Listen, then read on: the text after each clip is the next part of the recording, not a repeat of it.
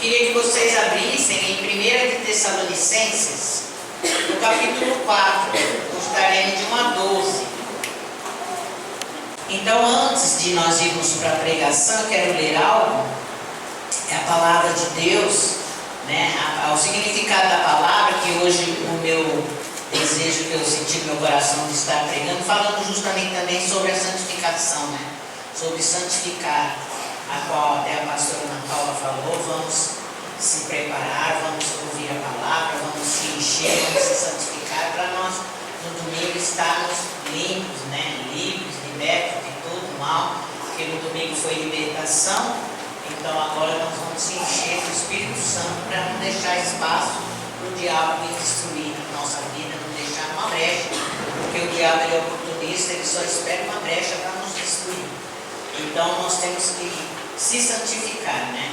E o significado da palavra santificação, né, é um ato, um estado e processo de se tornar santo. Santo é a pessoa que é separada para Deus, né? Santificar é ato de separar do mundo, né, e se dedicar a Deus. Então, quando nós se convertemos, nós temos, não é, esse trabalho que Deus nos faz. E em Levítico 20, no versículo 7, no versículo 8, no 7 ele fala: portanto, santificai-vos e sede santos, pois eu sou o Senhor vosso Deus. E no 8 ele fala: e guardai os meus estatutos e cumpri-os. Eu sou o Senhor que vos santifica. Olha que coisa maravilhosa, né? O Senhor nos ensinando a guardar a palavra dele, que quando nós obedecemos, quando nós lemos a palavra, quando nós guardamos, quando nós praticamos, o Senhor nos santifica. Quando nós estamos aqui ouvindo a palavra, nós estamos se santificando. E em 2 de Tessalonicenses, no capítulo 2, no versículo 13 e 14, no 13 ele diz: mas devemos sempre dar graças a Deus por vós, irmãos amados do Senhor, por vos ter Deus elegido desde o princípio para a salvação em santificação do Espírito Santo e fé da verdade. E no 14 ele diz: para o que, pelo nosso Evangelho, vos chamou para alcançardes a glória de nosso Senhor Jesus Cristo. Então achei assim estas passagens muito lindas, muito maravilhosas, são palavras assim de ensinamento, de conforto, de nós termos o discernimento mesmo de se purificar, de ler a palavra do Senhor, de comer, de trazer para a nossa vida, de determinar as nossas bênçãos de acordo com a palavra de Deus. E lá no versículo 4, aliás no capítulo 4 de 1 de Tessalonicenses, no título da minha Bíblia diz que é exortação à santidade, ao amor fraternal e ao trabalho. E aí diz assim: finalmente, irmãos, vos rogo-vos, exorto e exortamos no Senhor Jesus, que assim como recebestes de nós, de que maneira convém andar e agradar a Deus, assim andai, para que continueis a progredir cada vez mais. Então veja que Deus aqui, ele fala que assim, né, como nós recebemos, né, a maneira como nós devemos andar, como que nós temos que proceder, de que maneira que nós temos que ser para poder agradar a Deus. Então aqui ele está falando: assim andai, porque se nós andarmos assim, nós vamos progredir cada vez mais. É o crescimento espiritual. E aí no 2 ele fala: porque vós bem sabeis que mandamentos vos tenho dado pelo Senhor Jesus, porque esta é a vontade de Deus, a vossa santificação, que vos abstenhais, ou seja, vos deixais da prostituição, e que cada um de vós saiba possuir seu vaso em santificação e honra. Como ele está falando, este vaso é nosso corpo. Nosso corpo é o templo do Espírito Santo. E aqui ele fala que a vontade de Deus é que nós, né, a nossa santificação. Nós só somos santificados através de ouvir a pregação, de ler a palavra, nós vamos se santificando, né?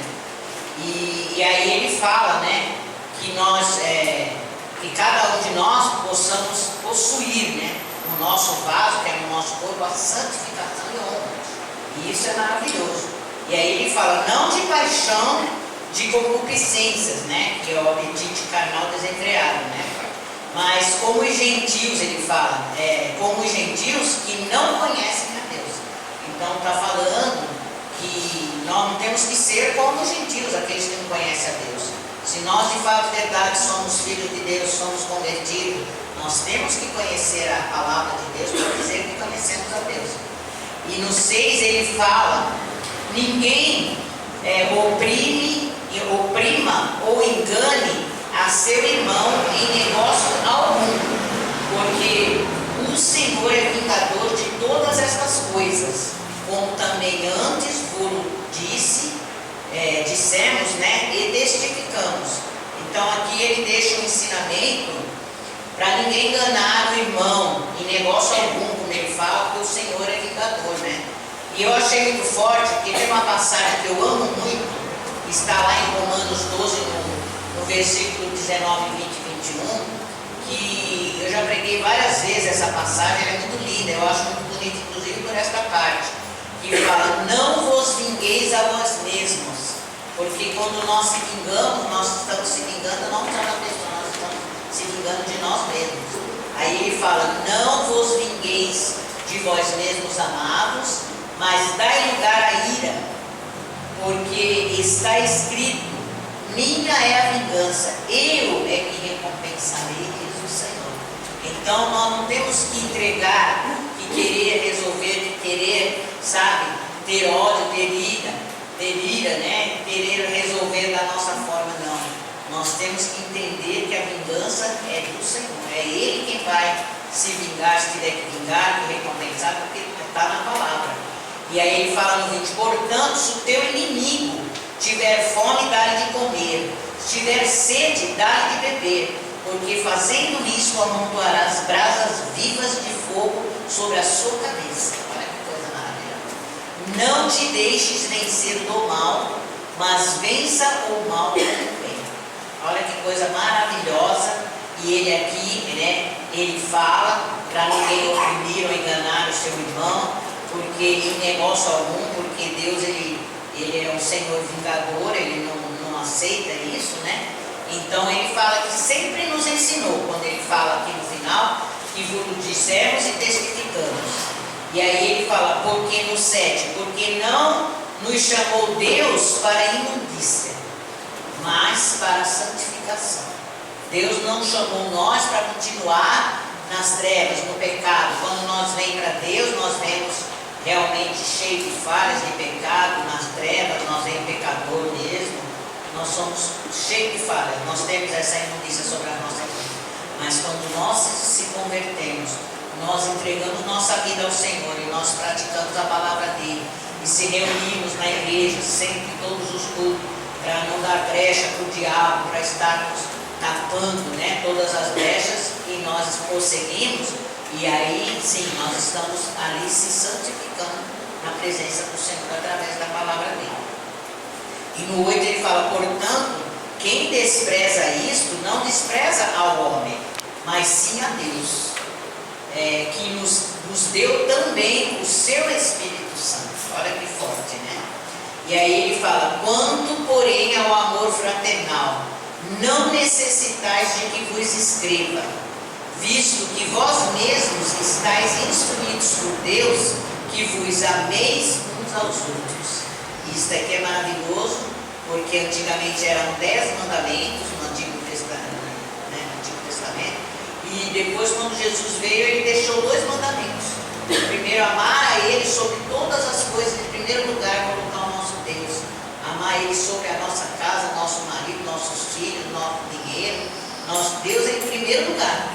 E depois nós amamos o nosso próximo como a ti mesmo. Se nós amarmos o nosso irmão como nós nos amamos, o que nós não queremos para nós não vamos querer para o nosso irmão, né? E aí ele fala no 10, porque também já assim o fazeis para com todos os irmãos que estão por toda a Macedônia. Exortamo-vos, porém, a que ainda nisto continueis procureis a progredir cada vez mais. Olha que coisa linda, né? Ensinando nós que cada vez mais nós vamos crescendo, prosseguindo, né? Progredindo através do nosso crescimento espiritual da palavra de Deus também, né? E procureis viver quietos e tratar dos vossos próprios negócios e trabalhar com as vossas próprias mãos, como já temos mandado. Eu achei muito forte isso, é um grande ensinamento para nós, né? Procurar viver quietos, como ele fala aqui, cuidando dos nossos próprios negócios e trabalhando nas nossas mãos, não é? Não é? É maravilhoso nós lutarmos, termos, trabalharmos para nós obtermos a nossa vitória.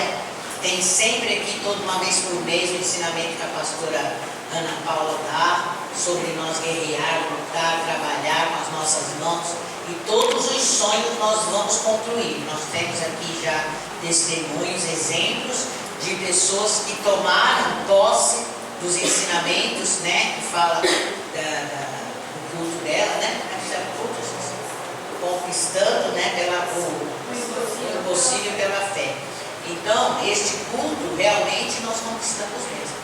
E ela dá assim um ensinamento maravilhoso, um entendimento, e ali nós aprendemos a trabalhar com as nossas mãos, a lutar e a obter os nossos sonhos.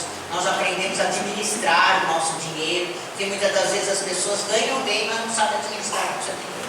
Então a pastora tem esse dom maravilhoso de dar esse culto uma vez por mês, né? De nos ensinar, nós estamos aprendendo e estamos crescendo com este ensinamento maravilhoso.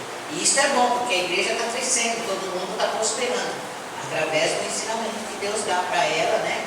E aí nós vamos crescendo em nome de Jesus, né? E aí ele, no 12, ele fala assim, ó, para que andeis honestamente, para com todos os que estão de fora. É muito bonito todas as pessoas verem em nós de fato verdade, uma pessoa de caráter, uma pessoa honesta, uma pessoa fiel, uma pessoa sincera, né? Então ele fala isso que é para nós, né, andar honestamente com todos os que estão de fora, para todo mundo ver em nós realmente a mudança, a transformação, a nossa conversão de fato e verdade, né? E não necessitei de alguma coisa, né? Eu creio que nós não vamos necessitar mesmo. Se nós obedecermos e se nós praticarmos, nós vamos ser abençoados e prósperos. E que esta semana, todos nós estejamos no mesmo espírito, unida a igreja, orando, intercedendo, sabe? Pedindo mesmo a santificação a Deus, para nós estarmos bonitinhos, limpos, aptos, né? Para receber a Santa Ceia do Senhor no domingo. E nós possamos se limpar, se purificar e deixar este nosso vaso ser um vaso de honra para Deus, amém? Amém. Então vamos dar uma salva de palmas para Jesus.